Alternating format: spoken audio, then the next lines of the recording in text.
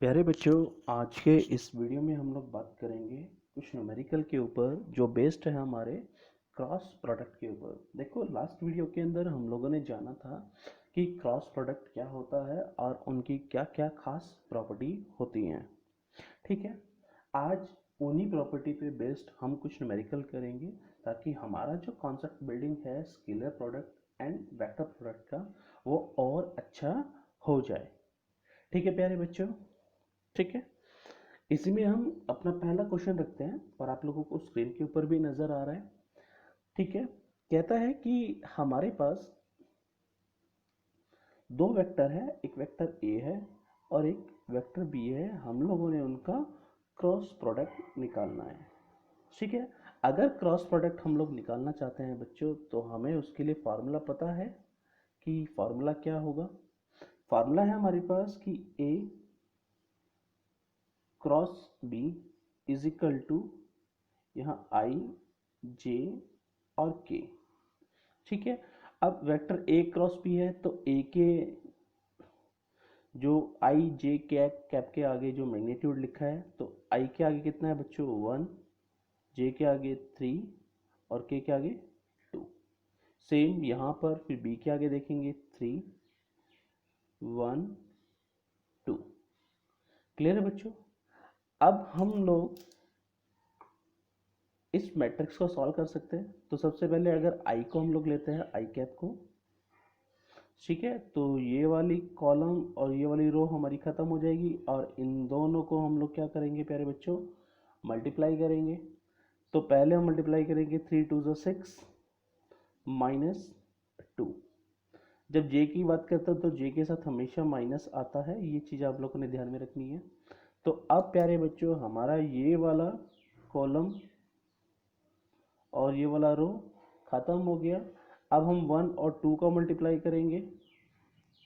ठीक है, तो ये आ गया 2 माइनस का 6 प्लस के। जब के की बात करते हैं तो ये वाला कॉलम और ये वाला रो खत्म हो गया, तो इन दोनों का मल्टीप्लाई करेंगे 1 1 1 आ जाएगा माइनस का 9। ठीक है, तो सॉल्व करने पर हम लोगों ने देखा कि हमारे पास जो रिजल्ट आ रहा है ए क्रॉस बी का वो क्या है बच्चों। देखो 6 माइनस 2 कितना हो गया 4 आई कैप माइनस, ठीक है, जे कैप। अब 2 और माइनस 6 को सॉल्व करेंगे तो माइनस का 4 आएगा, तो माइनस माइनस यहाँ पे क्या हो गया प्लस, जे कैप मैं पीछे लगा देता हूँ, प्लस का के कैप माइनस का 8। ठीक है, रीराइट कर लेते हैं इन चीज़ों को। A cross B is equal to 4i plus में 4j माइनस का 8k। ये प्यारे बच्चों हमारे पास इसका आंसर हो गया। ठीक है, बहुत मुश्किल नहीं है, बहुत आसान क्वेश्चन आते हैं। आप खुद देख रहे हैं कि यहाँ सिर्फ 3 स्टेप के अंदर हमारा आंसर निकल कर आ गया। ठीक है, लिटिल बिट प्रैक्टिस की आपको ज़रूरत पड़ेगी। अगर आप प्रैक्टिस कर पा रहे हैं और करते हैं तो आप लोगों के लिए कोई भी क्वेश्चन भाई मुश्किल नहीं होगा। ठीक है, आगे बढ़ते हमारे नेक्स्ट क्वेश्चन की तरफ। कह रहा है प्यारे बच्चों कि ये जो क्वेश्चन है उसमें वेक्टर ए है और वेक्टर बी है। कह रहा है कि दोनों को बताना है कि वो पैरेलल है। देखो, पैरेलल होने का मतलब कि ए क्रॉस बी का जो प्रोडक्ट है वो A B sine 0 degree, parallel 0 degree हो गया। यानी कि ए क्रॉस बी का प्रोडक्ट क्या होना चाहिए, 0 होना चाहिए। तो हम ऊपर जो ए क्रॉस बी है इसका प्रोडक्ट हम लोग देखेंगे कि 0 आता है कि नहीं आता। ठीक है, तो ये 4 3 1 यहाँ आ गया 12 9 3। ठीक है बच्चों, ए क्रॉस बी, आई कैप इस वाली रो को और इस कॉलम को स्किप कर देंगे। देखो, ये कॉलम तो हमेशा स्किप होगा, अब पहली बार इसकी है। इन दोनों को मल्टीप्लाई करेंगे 3 3 से 9 माइनस 9 माइनस का 6।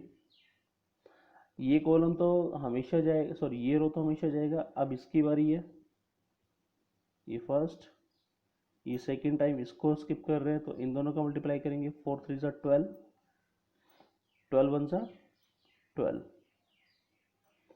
क्लियर है। अब इसकी बारी है थर्ड कॉलम की, तो 4 9 ज़ा 36, 12 3 ज़ा 36, 36 माइनस 36, तो यानी कि ए क्रॉस बी देखते हैं हमें मिलता है 0i माइनस का 0j प्लस का 0k। यानी कि हम लोग देख रहे हैं कि ए क्रॉस बी हमें क्या मिल रहा है, 0 मिल रहा है। It means vector A and vector B are parallel. ठीक है बच्चों, बात मुश्किल नहीं है, आसान है। ठीक है, समझ में है आप लोगों के? बहुत बढ़िया। ठीक है, आगे बढ़े, लेकिन उससे पहले आप लोग वीडियो को पॉज करके ये चीज़ें नोट डाउन कर लीजिएगा।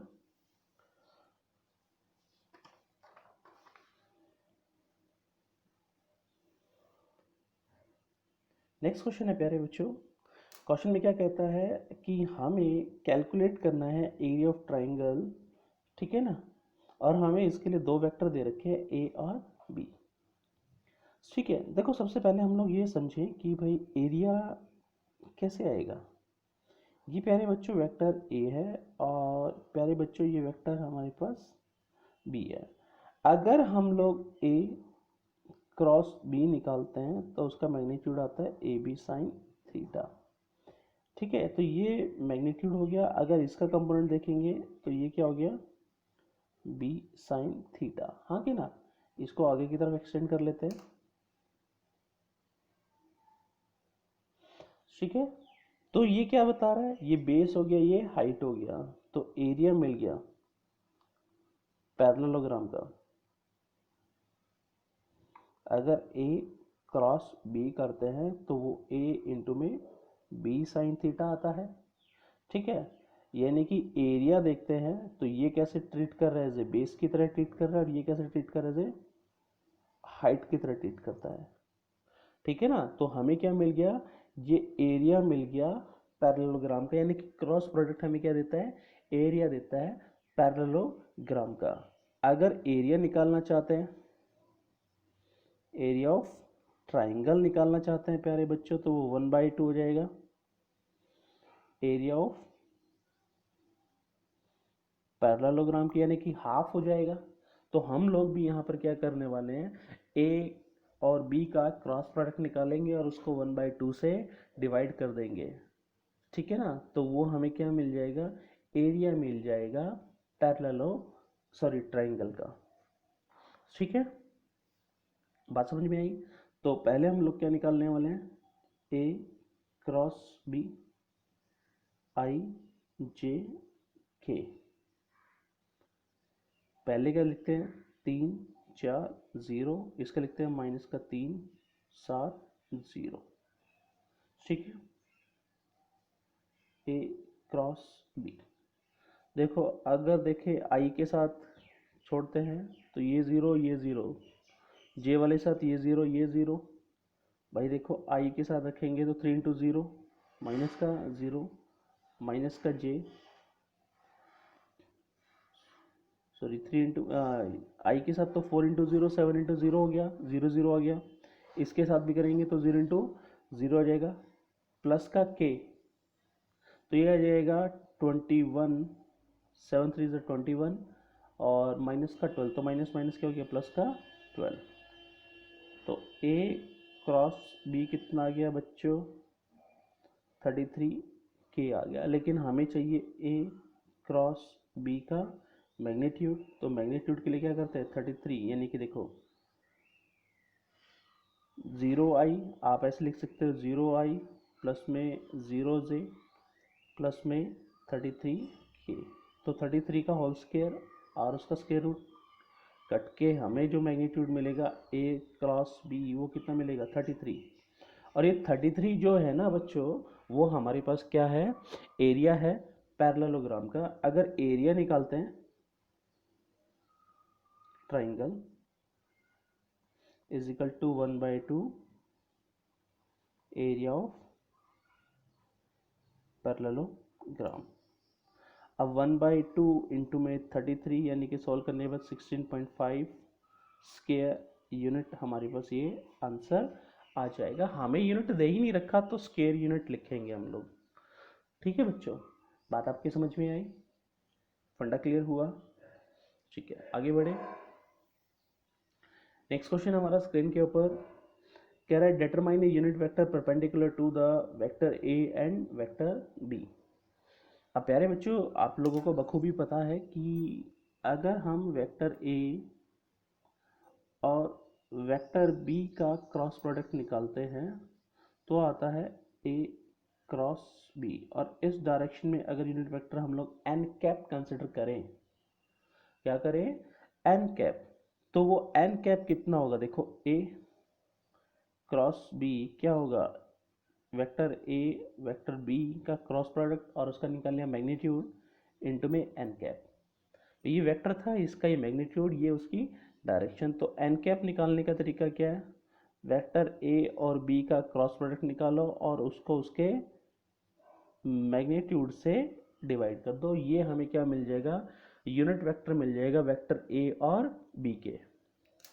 ऐसा हम लोगों ने क्यों बोला कि वेक्टर ए क्रॉस बी के बात करते हैं, ये वेक्टर बी और ए दोनों पे परपेंडिकुलर होता है।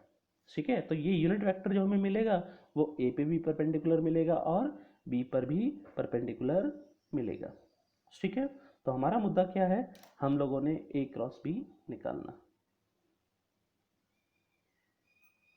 ठीक है, निकालने के लिए आई जे के, यहाँ 2 1 1 1 -1 और 2। ठीक है बच्चों, ए क्रॉस बी आई कैप, ठीक है, 2, देखो 2 1 से 2 और माइनस माइनस 3, तो यहाँ पे आ गया 3 माइनस का जे, 2 2 से 4 और माइनस का 1, ये आ गया 3। ठीक है बच्चों, प्लस का के, माइनस का 2 और ये -1। ठीक है, तो ए क्रॉस बी हमारे पास आ गया 3i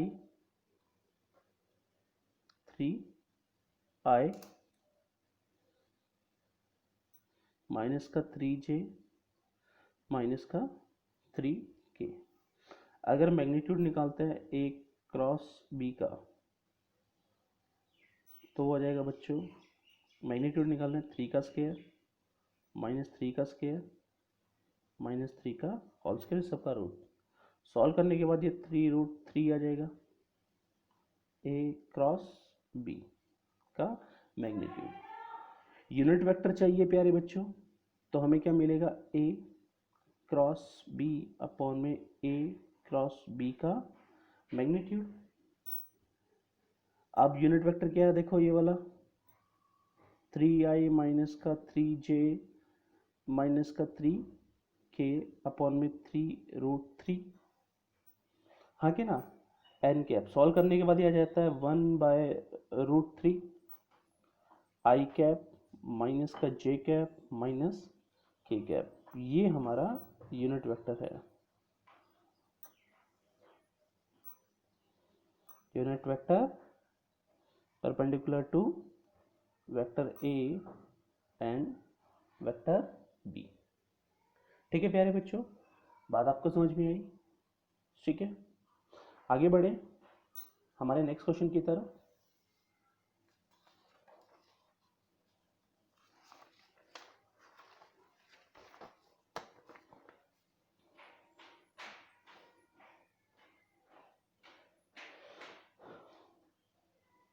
स्क्रीन पे आप लोगों को क्वेश्चन नजर आ रहा है, कह रहा है कि determine the sine of angle between the vector 3i plus J plus 2k and 2i minus 2j plus 4k। अगर हम लोग बात करते हैं वेक्टर ए और वेक्टर बी की, तो हमें मिलता है ए बी साइन थीटा, यानी कि साइन थीटा निकालना चाहते हैं प्यारे बच्चों, तो हमें मिलेगा वो ए क्रॉस बी का मैग्नीट्यूड अपॉन में वेक्टर ए का मैग्नीट्यूड और वेक्टर बी का मैग्नीट्यूड निकाल सकते हैं हम लोग। ठीक है,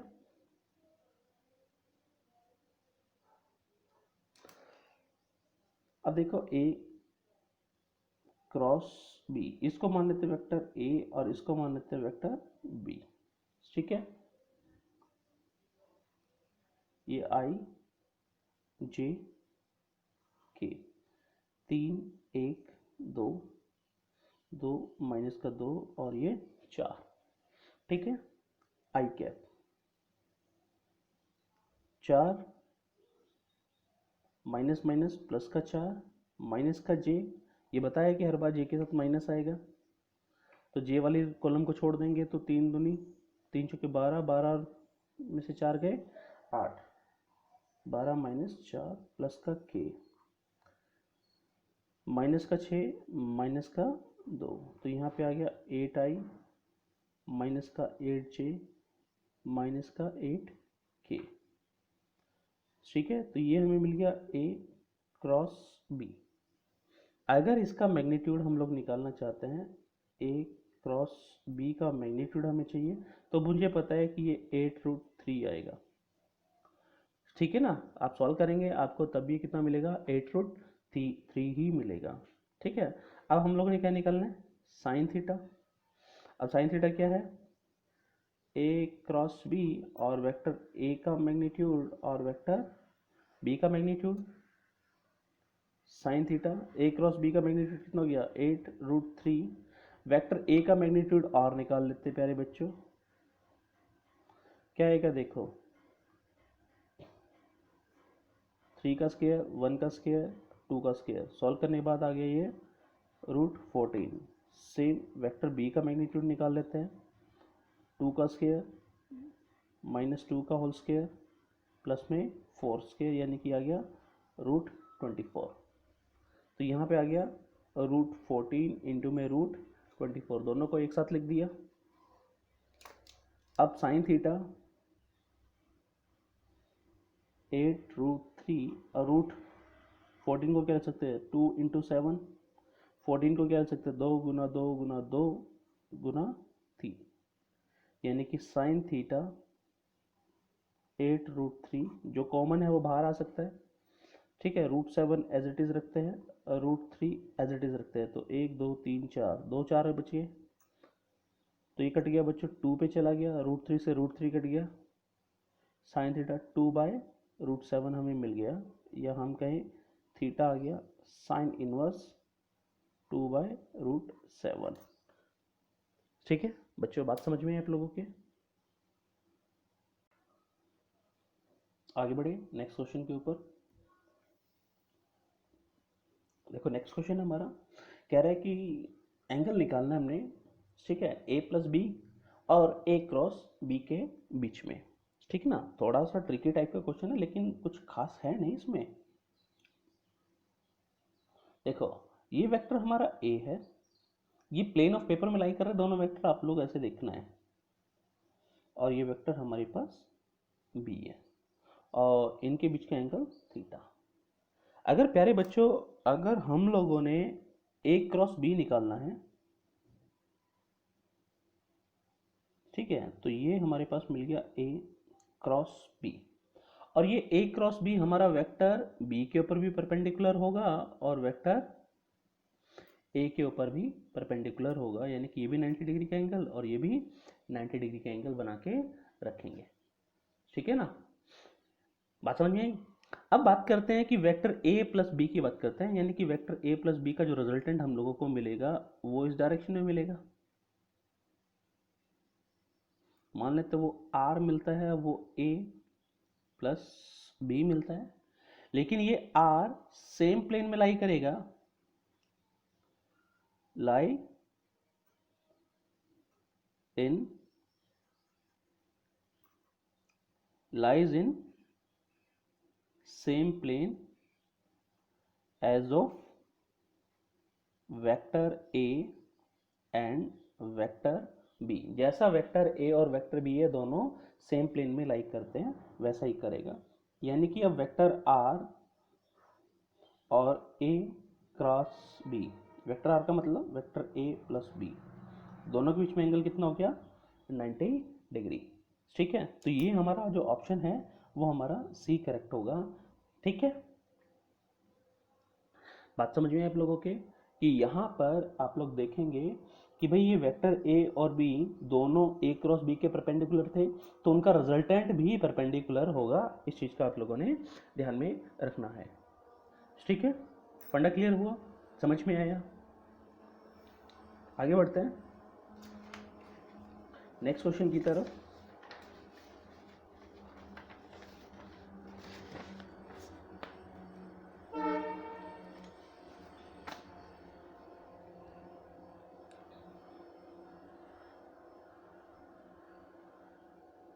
कह रहे हैं the diagonals of a parallelogram are represented by R1 and R2, यानी कि अब हमें क्या दे रखे हैं, डायगोनल्स दे रखे हैं।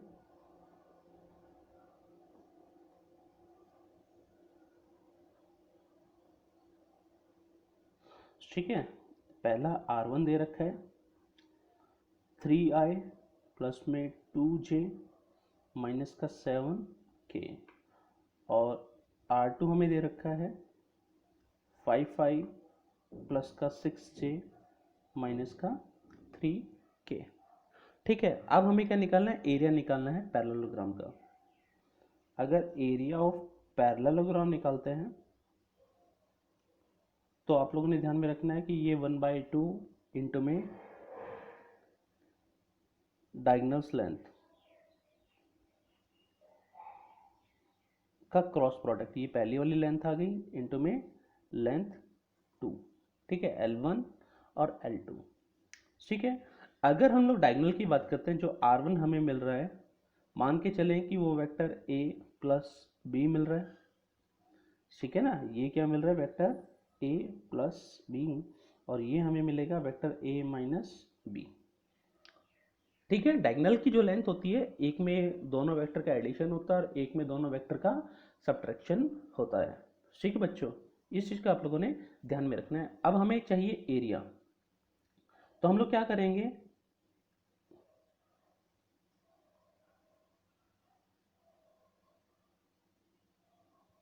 One by two, diagonal length कितनी है R1 और R2 की हम लोगों ने क्या करा दी, यहाँ पे क्रॉस प्रोडक्ट करा दी। ठीक है, अब R1 R2 की क्रॉस प्रोडक्ट तो हमें पता है कि कैसे निकालनी है, कैसे निकालें, आई जे के, और यहाँ पर आ गया 3 2 माइनस का 7 5 6 और माइनस का 3। ठीक है, R1 क्रॉस R2, देखो आई कैप माइनस का 6 प्लस का 42, सॉरी प्लस माइनस माइनस आई कैप है प्लस का माइनस का जे कैप, 3 3 ज़ा -9 और प्लस 35 प्लस का के 18 छेती 18 और माइनस का 10। तो यहाँ से सोल्व करने पे आ गया ये 36 आई कैप माइनस का 26 जे कैप प्लस का 8 के कैप। ठीक है, अब हमें चाहिए एरिया ऑफ पैरेललोग्राम।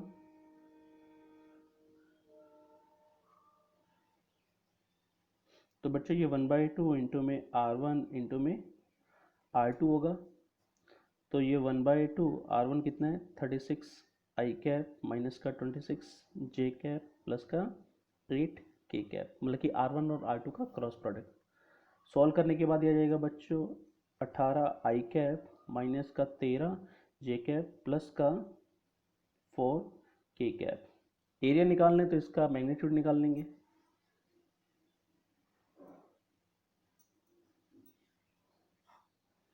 अठारह का स्क्वायर माइनस 13 का होल स्क्वायर प्लस का 4 का होल स्क्वायर। सॉल्व करने के बाद आ जाएगा √509 स्क्वायर यूनिट। ठीक है बच्चों, बात समझ में आई? तो हम लोग क्वेश्चन कर सकते हैं, आप लोग कीजिएगा, कोई डाउट कोई क्वेरी आती है तो आप लोग मुझसे पूछिएगा। तब तक के लिए शुक्रिया, धन्यवाद। ठीक है।